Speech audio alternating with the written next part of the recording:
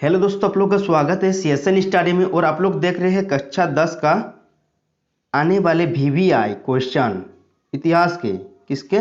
इतिहास के, जो टर्म 2 में आएंगे।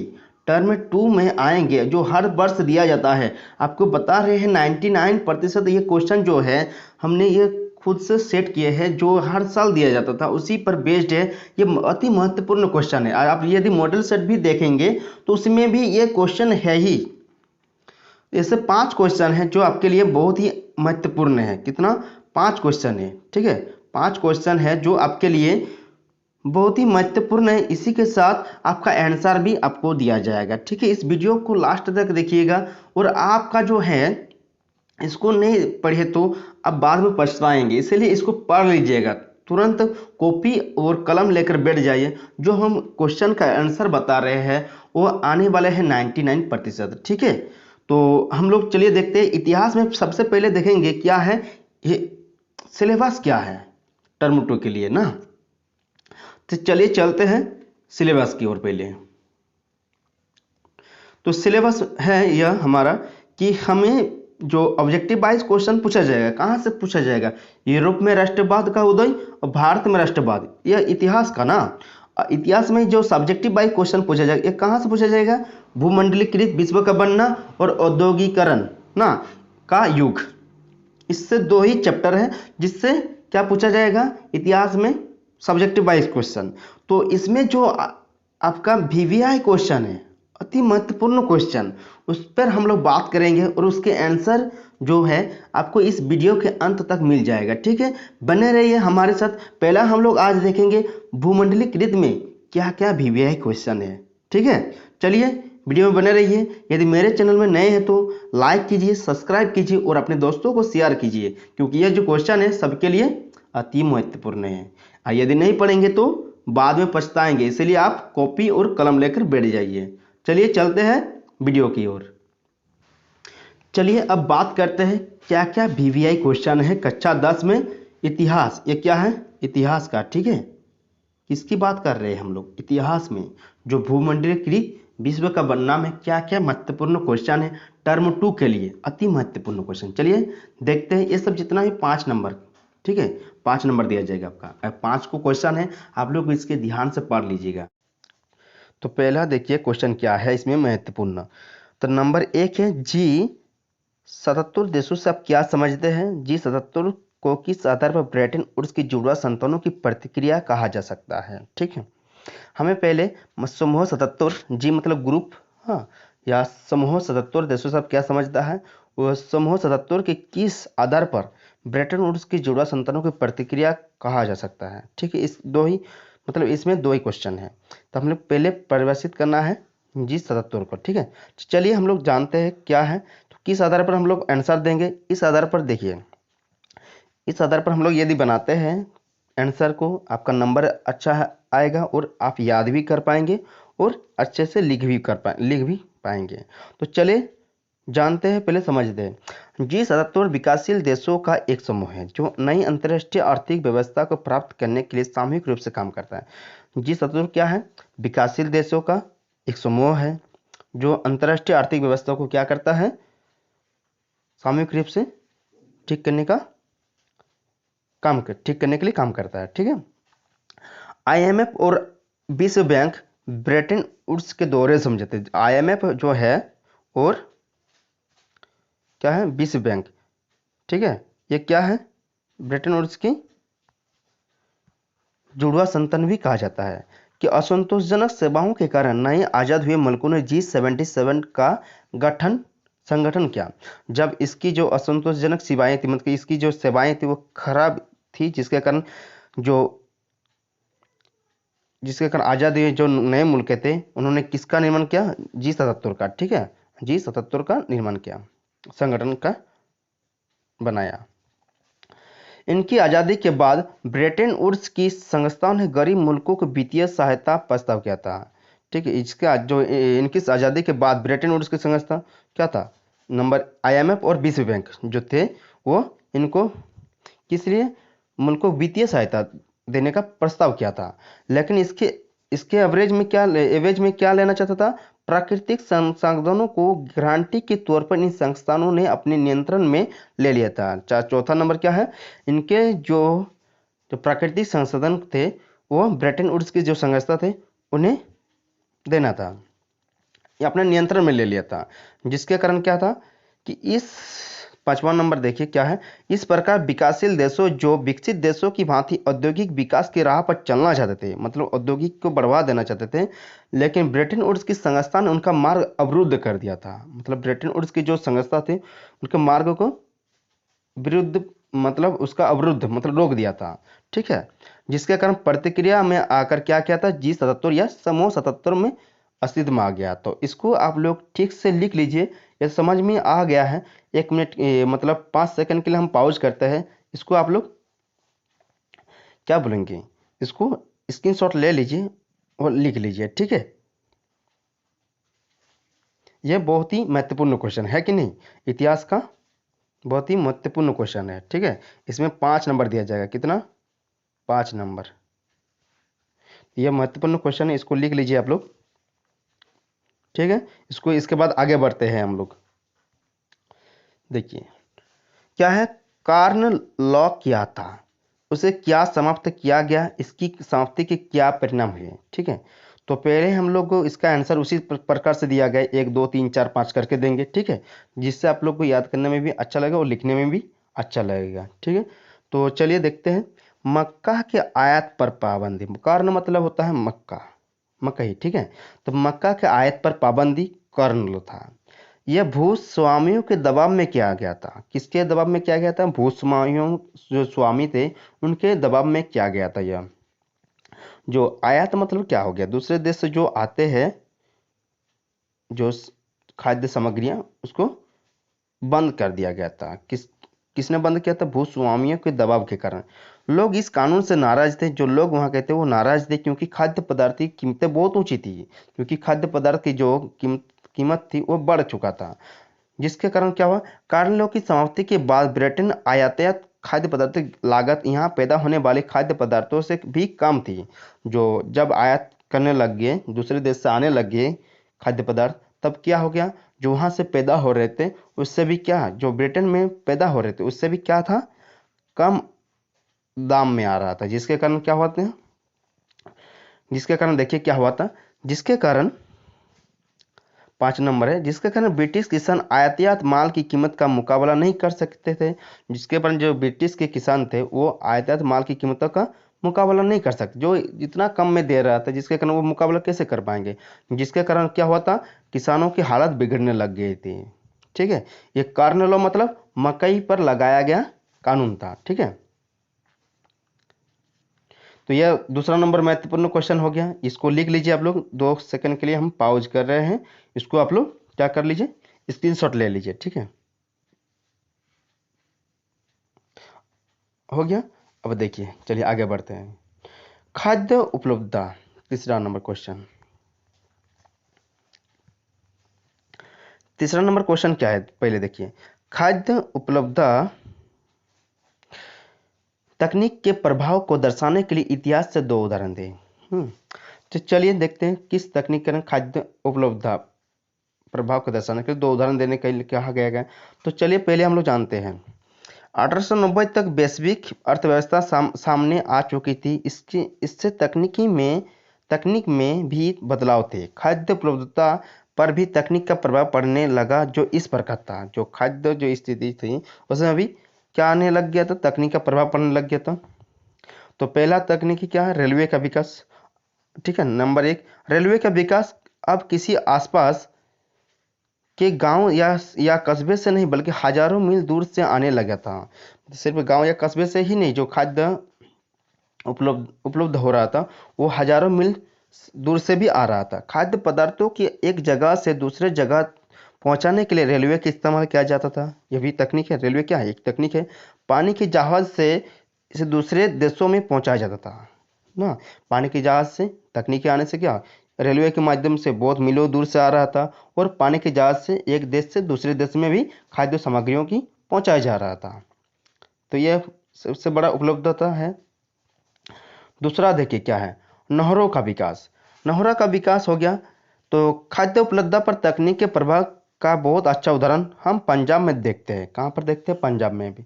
यह ब्रिटिश भारतीय सरकार ने अर्ध रेगिस्तानी पड़ती जमीनों को उपजाऊ बनाने के लिए नहरों का जाल बिछा दिया। जहाँ रेगिस्तानी भूमि था वहाँ पर भी नहरों का जाल बिछा दिया ताकि निर्यात के लिए गेहूं की खेती की जा सके। जो निर्यात के लिए हमें गेहूं की खेती की जा सके। इससे पंजाब में गेहूं का उत्पादन कई गुना बढ़ गया और गेहूं को बाहर बेचा जाने लगा। तो ब्रिटिश सरकार ने क्या, जहाँ पर रेगिस्तानी थे वहाँ पर भी क्या नहरों का जाल बिछाया, जिसके कारण क्या गेहूं की उपजाऊ ज़्यादा बढ़ा और बाहर जाकर बेचने लगा। उसके बाद देखिए क्या है तीसरा नंबर, इसी में आंसर क्या है, तीसरा आंसर, ठीक है।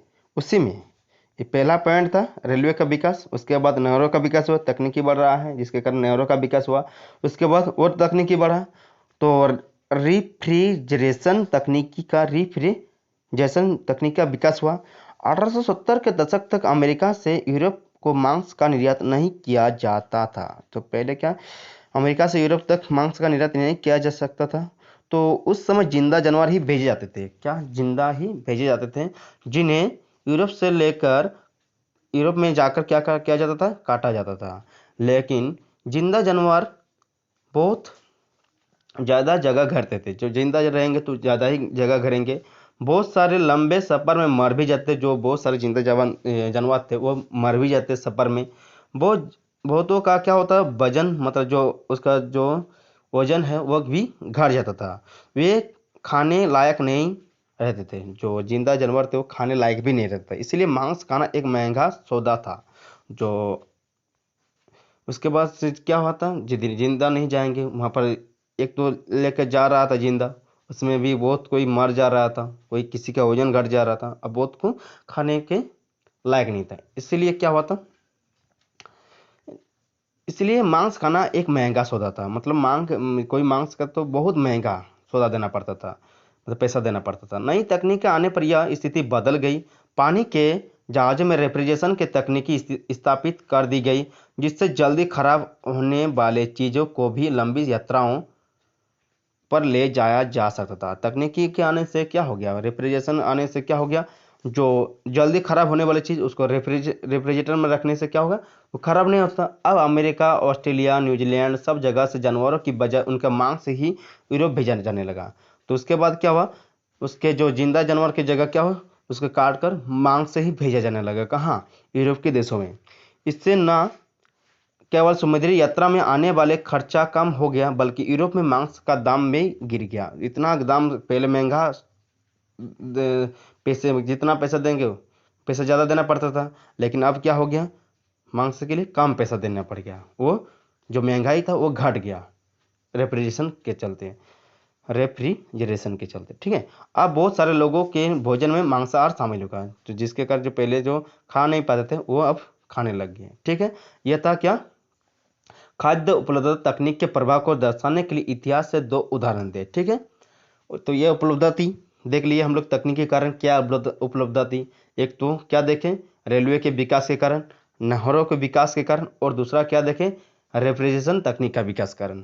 तो तीन चीज़ हम लोग देखें, इसको यदि लिख देते हैं तो आपका नंबर बढ़िया मिलेगा, ठीक है। उसके बाद आगे चलते हैं, चलिए।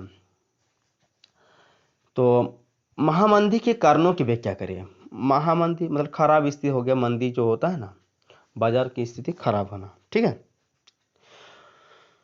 तो महामंदी के कारणों की व्याख्या करें। 1929 में आर्थिक महामंदी की शुरुआत हुई। ये था आर्थिक मतलब पैसों की महामंदी शुरू हो गई थी। इस मंदी के प्रमुख कारण निम्नलिखित थे, ठीक है।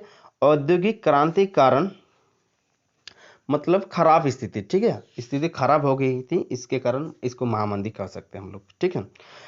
औद्योगिक क्रांति के कारण नंबर एक देखिए, औद्योगिक क्रांति के कारण अमेरिका तथा ब्रिटेन में बड़े पैमाने पर उत्पादन कार्य होने लगा था। पहले तो बहुत उत्पादन बढ़ गया था। 1930 तक तैयार माल का इतना बड़ा भंडार एकत्र हो गया कि उनका कोई खरीदार ना रहा। बहुत सारा माल इकट्ठा कर लिया था, जिसके कारण भंडार बहुत मतलब ज़्यादा बढ़ गया था, जिसके खरीदार नहीं मिल रहा था। कृषि क्षेत्र में अति उत्पादन कारण कृषि उत्पादों की कीमतें गिरने लगी। ज़्यादा उपजा हो गया, ज़्यादा उत्पाद हो गया, मतलब जो चीज़ 5 किलो था वो 10 किलो हो गया, तो क्या उत्पाद भी बढ़ा, बढ़ा कि नहीं। 5 किलो मान लिया कि 5 किलो टमाटर उत्पाद हो रहा है, लेकिन उसके जगह 10 किलो उत्पाद बढ़ गया तो क्या होगा, कीमतें गिरेंगे कि नहीं, गिरेंगे ऑब्वियसली, क्योंकि लोगों को बेचना है ना, तो फेंकना तो नहीं है। किसानों ने अपनी घटती आय को बढ़ाने के लिए अधिक उत्पादन करना शुरू कर दिया, किंतु इससे कीमतें और गिरने लगी। किसान ने जो अपना घट रहा था आय, जिसके कारण क्या क्या उत्पादन को बढ़ाया था,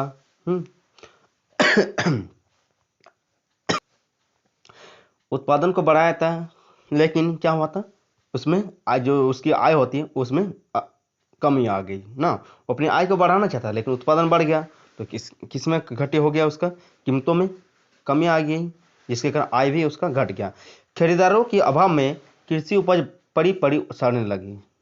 पड़ी पड़ी खरीदार नहीं रहेंगे तो कौन खरीदेंगे, इसलिए वो जो कृषि के उपजाऊ उपज जो उत्पाद थे वो पड़ी पड़ी सड़ने लग गया था। तीसरा नंबर चलिए देखते हैं क्या है इसमें आंसर। संकट से पूर्व बहुत से देश अमेरिका से कर्ज लेकर अपनी अर्थव्यवस्था चलाते थे।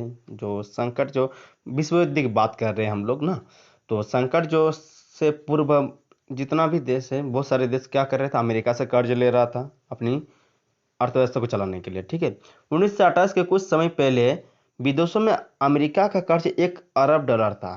ठीक है, अमेरिका का कर्ज $1 अरब था।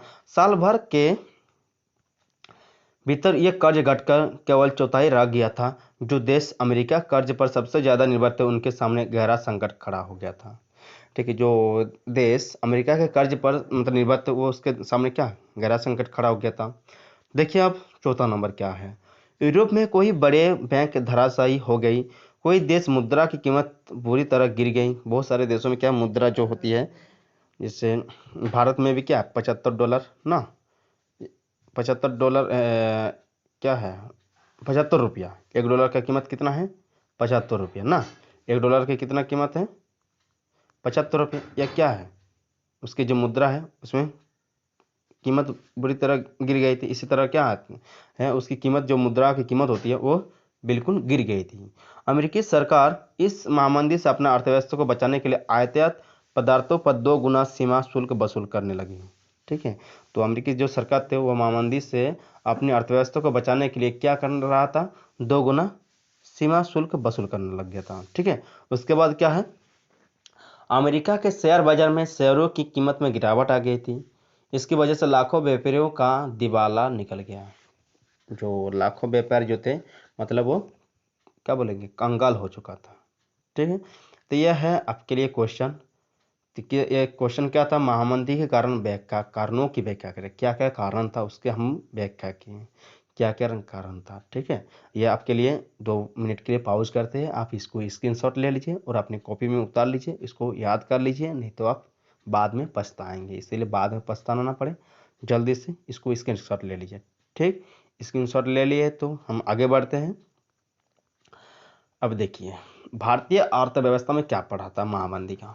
ठीक है, तो नंबर आंसर देखते हैं क्या पढ़ा था। 1928 से 1934 के बीच देश का आयात निर्यात घटकर आधा हो गया था। ठीक है, नंबर 1 हम लोग देखें तो क्या है, जो आयात निर्यात था वो घटकर आधा हो गया था 1928 से 1934 के बीच। ठीक है, अंतर्राष्ट्रीय बाजार में कीमतें गिरने से भारत में गेहूं की कीमत 50% तक गिर गई थी। देखिए, यदि जो अंतर्राष्ट्रीय बाजार में कीमत गिरने से क्या हो गया था, 50%, मतलब यदि ₹10 गेहूं का कीमत है 1 किलो का, तो कितना हो गया था, ₹5, इतना घट गया था। किसानों और काश्तकारों को ज्यादा नुकसान हुआ। तीसरा नंबर क्या है, देखिए किसानों और काश्तकारों को ज्यादा नुकसान हुआ। जो किसान थे उसको क्या हुआ, ज्यादा नुकसान हुआ, क्योंकि इतना तो यदि घट जाएंगे, और जो दूसरे की जमीन में काम करते हैं वो उस ये इतना कम कीमत में यदि बेचेंगे तो उसको घाटा तो होगा ही, होगा कि नहीं। तो ये किसानों और काश्तकारों को ज्यादा नुकसान हुआ था। ठीक है, महामंदी शहरी जनता एवं अर्थव्यवस्था के लिए भी हानिकारक था। शहर जनता जो था उसके लिए भी, अर्थव्यवस्था के लिए भी हानिकारक था महामंदी, स्थिति खराब थी ना। 1931 में मंदी चरम सीमा पर थी, जिसके कारण ग्रामीण भारत असंतोष व उथल पुथल के दौर से गुजर रहा था। जो ग्रामीण क्षेत्र थे वो भी असंतोष थे और उथल पुथल हो गया था, जिसके कारण क्या हो गया था, भारत में भी क्या अर्थव्यवस्था पर महामंदी का प्रभाव पड़ा है ना, पड़ा कि नहीं। तो तो इससे हम लोग को सीख मिलती है, क्योंकि इतिहास को जानना बहुत ही जरूरी है। क्योंकि इतिहास से हम लोग देखते हैं कि जब विश्व युद्ध हुआ है तो उसमें भी क्या है कि हमारे जो आयात निर्यात होते उसमें भी क्या हो गया था, घट गया था। और हमारे जो गेहूं की कीमत है वो भी क्या हो गया था, 50% तक गिर गया था। यदि मान लिए कि 10 रुपया किलो बेचा जाता है तो 5 रुपया सिर्फ हो गया, तो इसलिए क्या होगा, घाटा में जाएंगे, जाएंगे कि नहीं। इसलिए मामन जो विश्व युद्ध होने से बहुत ही खराब होता है। तो चलिए इसको हम लोग स्क्रीनशॉट ले लीजिए, इसको आप लोग क्या कीजिए, जल्दी से नोट कर लीजिए और इसी प्रकार लिखिएगा तो आपका नंबर 100% आएगा, ठीक है। और इसको याद कर लीजिएगा, नहीं तो बाद में पछताइएगा। तो चलिए चलते हैं अगले, हम मिलेंगे जो उसके बाद जो है, यह तक क्या था, भूमंडलीकृत विश्व का बनना, इसमें क्या क्या वीवीआई क्वेश्चन है तो हम लोग देख लिए, ठीक है। अगले वीडियो में हम लोग मिलते हैं इसके बाद वाला चैप्टर से, और इसको याद कर लीजिएगा। तो थैंक यू फॉर वॉचिंग। आप यदि मेरे चैनल में नए हैं तो सब्सक्राइब कीजिए और लाइक कर दीजिए और शेयर तो करना भूलिएगा नहीं, ठीक है। मिलते हैं नेक्स्ट वीडियो में।